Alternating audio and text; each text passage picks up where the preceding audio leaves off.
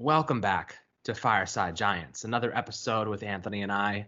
And I wish I had better news for you guys. Xavier McKinney fractured his foot, and David Mayo has a torn meniscus. That's why I'm drinking beer at 4:30 in the afternoon, because I just desperately needed some salvation from the absolute lunacy that is the New York Giants and making our emotions crazy and astray. I don't even know what to say anymore. Like, we get one good thing and it's taken away from us as fast as we get it. Xavier McKinney has already been looking fantastic during camp. He's already turned over a few balls, had a few interceptions, and here we are sitting without a free safety again. And, that leads us to what now? What's in the future? But Anthony, when you heard this news about both players going down, it's almost the Giants released it so nonchalantly, might I add. I'm like scrolling through Twitter, just enjoying my day, and suddenly it's like Xavier McKinney out with a broken foot. And I'm like, that was the most level-headed providing of this information you could ever have. Meanwhile, I'm sitting here like, you've got to be kidding me. I was trying to enjoy it. It's a beautiful day in New York. If you live in New York, it's absolutely gorgeous today. I knew something had to go wrong. Nothing good can happen in New York. If it's a great day, Xavier McKinney's breaking his foot. If Xavier McKinney's playing great, a lightning bolt just hit my house. That's just the type of place that we live in. Anthony, what was your initial impression of hearing this news? Well, I read the news and just hung my head. I got really sad because, if there was one player that I was excited to watch this year, it was our second-round rookie, Xavier McKinney. I was more excited than anything to watch him play. Obviously, I did that film breakdown where I really dove deep into him and got a great understanding of his play style and his strengths and weaknesses. And I did that just because I was motivated to, because I was so excited to watch him. Like, I knew a little bit about him, and I just wanted to learn more because he's so intriguing and so exciting, and everything you hear about him is so positive. And, I came to the conclusion after watching all that film that this kid is got real star potential. He could step in day one and be an impact great player for the Giants, a defensive rookie of the year candidate. But now we're not going to be able to see that come to fruition. That's kind of being taken away. He might play at some point this season, but basically half of his season is now lost. Probably 8 to 10 weeks of the season is lost for him. And that's just a huge blow to the secondary and, just a really just disheartening and upsetting news that we've heard today. Yeah, we can't get away from the negativity of just bad things happening to the Giants. And, we have Joe Judge, and people will find ways to blame Joe Judge for this. This was obviously an incidental thing. You don't break your foot from, intense tackling drills. I guess you could, but I think I saw the play. Oh, yeah, or running laps. The consequences, it's BS. Don't listen to the crap that people are going to say about Joe Judge and how this is his fault. Injuries happen. It wasn't non-contact, right? So we know it was happening during a drill. It was happening during something that was actually supposed to be helping these players, and it's going to help majority of them.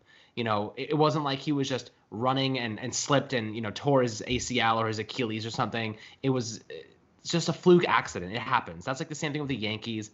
If you look at Aaron Judge, half his injuries are like broken wrist, broken this, broken that. And you're like, okay, these are obviously just freak things. He's getting hit by pitches.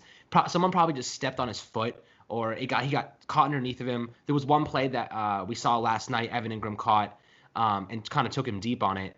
And he cuts kind of like on a corner route. And McKinney looks like he kind of slips up. He falls, he kind of stumbles, falls to the ground a little bit. And it could have happened on that play where his foot just got caught underneath of him, or Evan Ingram stepped on it by accident. Remember, these guys are like 200, 225 pounds, pure muscle, and they're planting hard. That could easily break your foot. So, we don't really know what the cause or the reason behind it was. Extremely disappointing, though, So now we have to move forward and say we already had a thin secondary. We were set to rely on a rookie guy in Xavier McKinney to come in and fill the void there after having 7 turnovers for Alabama in 2019, having a few interceptions. We just talked to Brandon London, former Giants player, and working with their media department right now. And he's been watching practices from afar and was telling us, McKinney looks awesome. He's humble, He's hungry, and he's been doing all the right things to get playing time and really push for that starting job. And here we are, down McKinney, and we still don't have a number 2 secondary cornerback guy. So what do we do now, Anthony? Where are we going with the Giants at free safety now, and who do you expect to fill that spot? Well, luckily, I do think that we have someone who can fill the spot. And you mentioned we discussed Xavier McKinney with Brandon London on yesterday's episode of Fireside Giants, but we also did discuss a little bit of Julian Love, and he pointed out that Julian Love has been playing a lot at free safety in practice. He played strong safety in those final 5 games of the 2019 season. He was filling in for Jabril Peppers, who was injured. So he played the strong safety role, and Antoine Bethea stayed at free safety, which was a bit of a perplexing move, but we're past that. But now we have Julian Love practicing at free safety, so hopefully he is getting acclimated to that position and he's comfortable there now that he really is going to have to step up and play a much larger and expanded role as the starting free safety now. That's what this injury would seem to indicate to me. Right. That's a good thing for Love, I guess, if he wasn't going to get starting reps before, he is being put in a position where he is now elevated. He is probably going to be a starting player on this defense. And to be quite honest with you, he is the perfect guy to fill that spot, and he is very capable of doing it. So if there was any player that could fill the void that Xavier McKinney will be leaving, it is Julian Love. And, London said, like you mentioned, he's been playing a lot of free safety. So we know he has the reps there. He has the experience, at least during practice. He did record an interception and a free safety role against the Chicago Bears, his hometown, in front of his friends and family last year. So he's a guy that I feel confident with moving forward. So I could tell you right now that, we lost McKinney, we're screwed. But I'm pretty confident that Love can fill that role and be a decent guy there. The Giants also brought in Montre Hardage, formerly of the Miami Dolphins. He has experience with Patrick Graham. So another guy that will probably sneak in some reps. Chris Williamson, 7th-round pick, also been getting some reps at safety. And then you have Jabril Peppers at strong safety. So the next problem here is that there is no depth behind Jabril Peppers and Julian Love. Love is supposed to be that utility guy that fills in. If there's any problems with them, the defense is in serious trouble, like big trouble.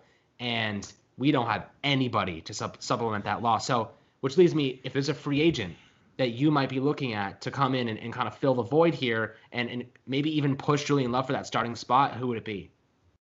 Honestly, at free safety, I'm not really sure who's on the market other than I know there's a big name with Earl Thomas, but I think that we can throw that out of the window. There's no way that's going to happen.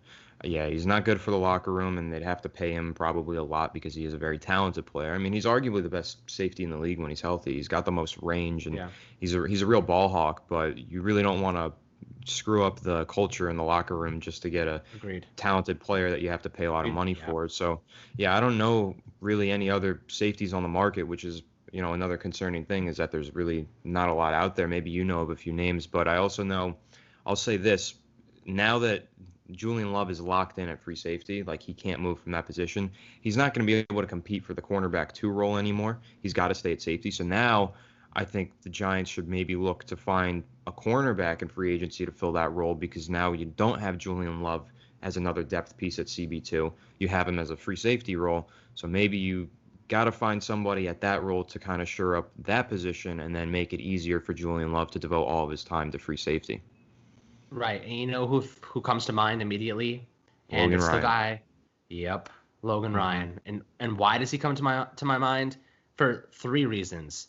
One, he has experience playing in the slot, where we don't know what Darnay Holmes has. We don't know what some of these guys can actually bring to a regular season game.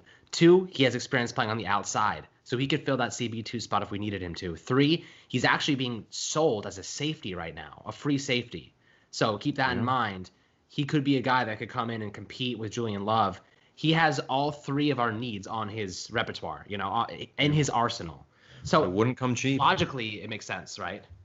Right, but it wouldn't come cheap. I mean, Logan Ryan was asking for at least $10 million a year, and that's a hefty sum. I mean, even if we give him a 1-year deal worth $10 million, that kind of just tightens our cap space and makes it a little bit difficult for us to, plan for future injuries. If we respond to this injury and we throw all of our money into responding to this injury, what happens if down the road, who knows, like an offensive tackle gets injured or a linebacker gets injured and we need to sign someone quickly there? Now we're just, this early in the season to be running out of your money and running out of future options is, not the position that you want to be in. But the Giants in general are just not in the position we want them to be in. So I don't know. That's what I'm saying, man. We just can't get any damn luck. It's crazy to me like we're in this rebuild, right? Like we're going into a season where we expect improvements, and we should be seeing improvements. And now we have to take a step back and kind of look at this and say, we just lost a huge piece of the puzzle here. Xavier McKinney was supposed to be one of our developmental foundational pieces. He's not just a guy we're plugging in. He's a guy that we're putting in place as a significant piece of the puzzle that is going to be the future in the secondary there. And that year of experience he's going to lose, and it's going to be a majority of the 2020 season. Maybe he fits in 4 games, 3 games on the back end, which will be important in the long run. But missing this much experience and time is going to really set him back. Really, really, really set him back. And that hurts us going forward, because now we're going to 2021. The Giants have a ton of cap space, and they're sitting there like, okay, we could go out and get a really big pass rusher like Yannick Ngakoue, for example. We could go sign a big name free agent that could help us win right now. But we still have guys in the roster that we can't trust yet. I don't trust Xavier McKinney going into a season with no experience. I have optimism that he's going to do well, but I don't trust him yet. I need to see him play well before I feel like I can trust him. So now we don't have that. We don't have any of that. And that's the big concern for me. And I'm kind of worried about, the secondary just really getting shredded to pieces unless they bring someone in. Like you said, they really don't have a choice at this point. I feel like the starting number 2 cornerback, it currently isn't on the roster. So we'll see where that develops. And the final injury that we're going to talk about for a minute, David Mayo. Torn meniscus. They're actually saying he might only miss a few weeks, which is pretty promising. So let's say he misses, 6-7 weeks. He misses half the season. Let's just say he misses half the season. That's another very underrated loss, because he was actually going to be competing for the starting job, because Devontae Downs never has been a starter. He's looked good, but we don't really trust him yet. And then you have Ryan Connolly, who's been riding the bike on the side of practice for the past few days. So how do you see this affecting the team, and who do you think fills that spot? I think that's another thing that's really just, it's tough to tell. I think I read, and I'm trying to confirm this real quick, that David Mayo's injury is only supposed to keep him out about 3 weeks. I saw. That'd be great. Because it actually wasn't a meniscus tear. It was like a meniscus repair. But I'm working to correct that. So I'm trying to confirm that. I mean, I don't want to throw out false a little information, rhyme. But I believe. Yeah, I'm just trying to make sure that that's actually the case, but I'm unfortunately not able to find that. So I'll just react to the injury. I'll say David Mayo he's kind of a player that I don't think he is necessarily a huge impact player, but he fills a very defined role. He's not good in coverage. We know that, but if you don't have him play coverage, that doesn't really matter. He's a very good run stuffing linebacker. That's all he has to do is just fill the gaps, be a run stuffer. He's good at that. He can excel in that role. He had like a 91 Pro Football Focus run defense grade last year, which was super impressive, especially considering that he was playing a pretty limited number of snaps at one point. So with David Mayo, I think I wouldn't call it like a huge blow. I don't think it's as big of a blow as Xavier McKinney, of course, but I definitely think it's probably a bigger loss than Giants fans really realize it is, just because the depth behind David Mayo. So you got Ryan Connolly, big question mark because he's still coming back from that injury, hasn't been practicing recently. And then behind him, you have like a slew of guys. You've got like Cam Brown. Carter Coughlin's really more of an edge, but he might move inside. For more info on that, check out the latest film breakdown. So then you have him, and then you have TJ Brunson and Tay Crowder. I don't know enough about Brunson and Crowder. I know you're a fan of Crowder, but you really just have question marks. These are all young guys. They're rookies. You don't have anybody with some experience that you can just say, okay, that's our inside linebacker now that David Mayo is down. So this is something that the Giants are really going to have to ramp up in their coaching efforts. They're going to have to be preparing these linebackers because it's a huge question mark now. Like, it was already a question mark, Martinez and Mayo.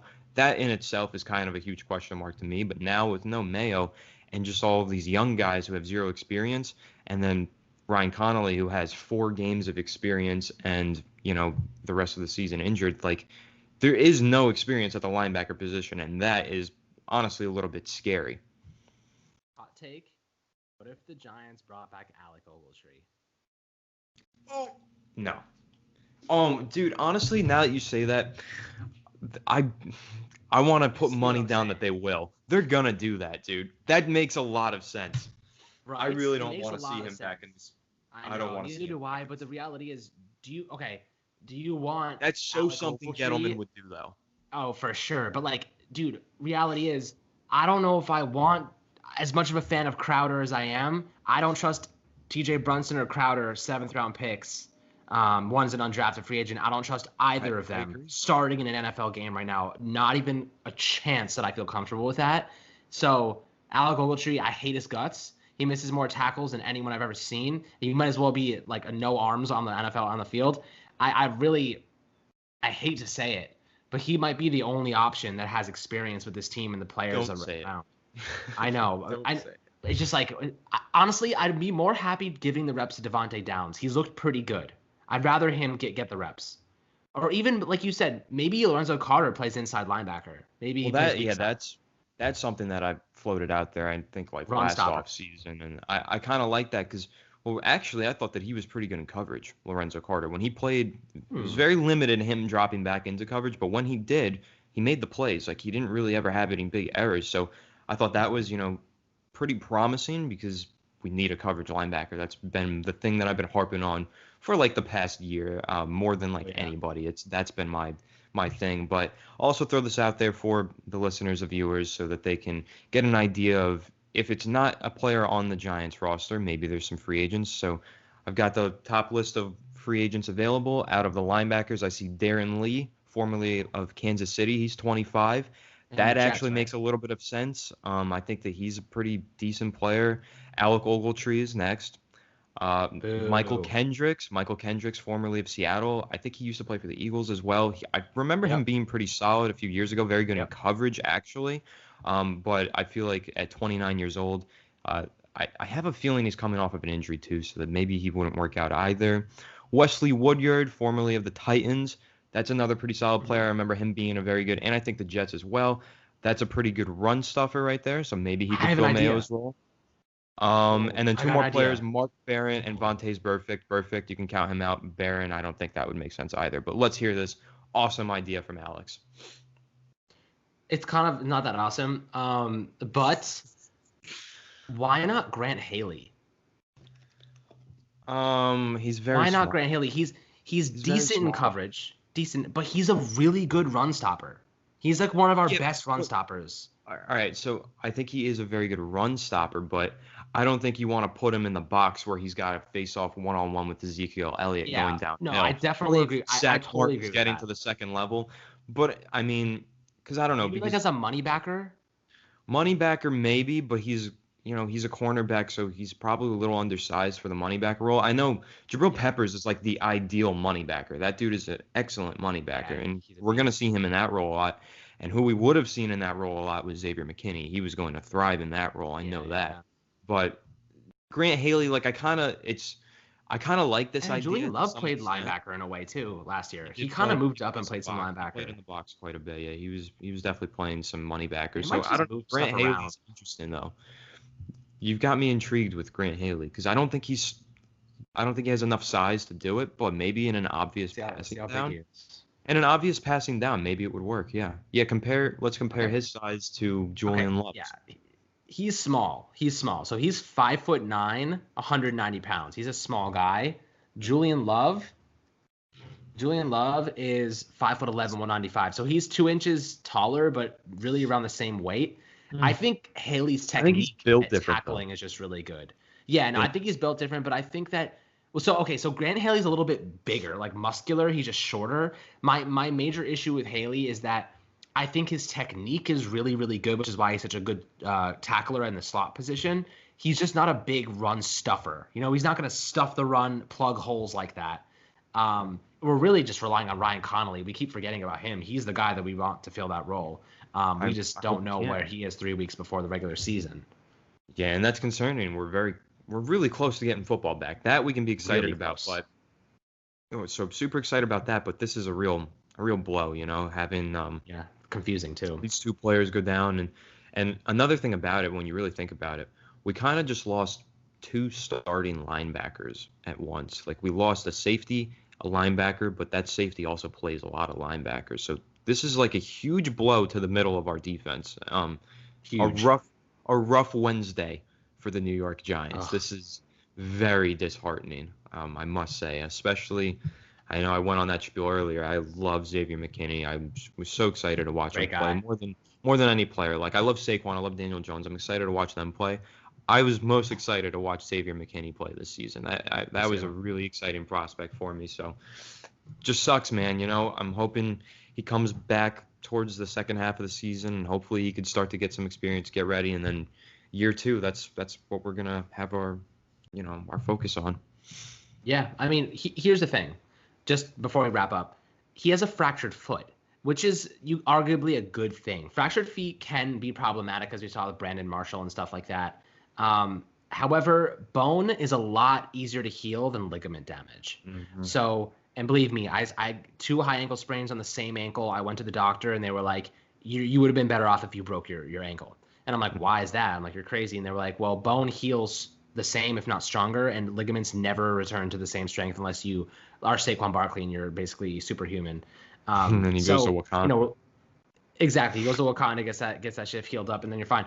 But when it comes to McKinney, this fractured foot is probably the better of the significant injuries he could have gotten, because it could have been an Achilles tear. It could have been an ACL tear. It could have been a whole year. Like, he could actually play this season. If he would have had a non-contact injury, those can last, a lot longer. And you couldn't potentially never return to the same quality of player. So, and that's the fear with Ryan Connolly. Yeah, exactly. And so that's the silver lining, if there is one. And there isn't, because it's Wednesday and it's a beautiful day and McKinney breaks his foot. That's the reality of being a Giants fan these days, my friends. We are in purgatory with the football gods, and I'm not sure exactly who we have to sacrifice to get this over with.